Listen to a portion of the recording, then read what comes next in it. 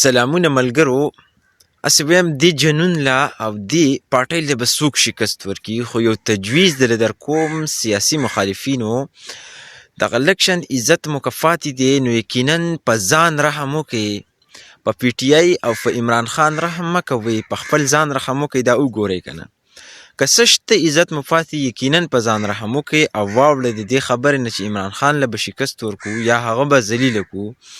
دا خبره ته په دعوې سره کوم، په خدای قسم که نه، چې عوام چې کوم دي دا د زړه نه ورسره محبت کوي، یعنې که نه د زړه محبت دې ته وایي. تاسو وینئ د ملګري که نه.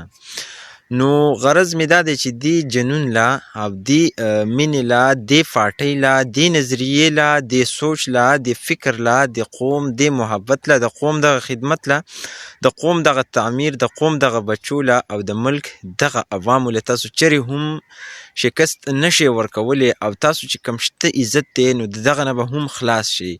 خالي لاس به پاتې شي، خالي لاس. خو قلارې کښېنئ، د دې سړي نه ګوتې ونیسئ، ځکه دغه اوس یو ضد جوړ شوی د پاکستاني عوامو، او دغه ضد چې کوم دی دې له تاسو چرې هم شکست نشئ ورکولی.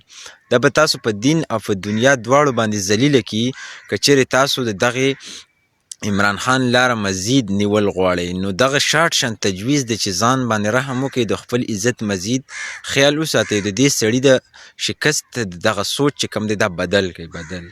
خپله رای را سره منشن کړئ، څه خیالات لرئ؟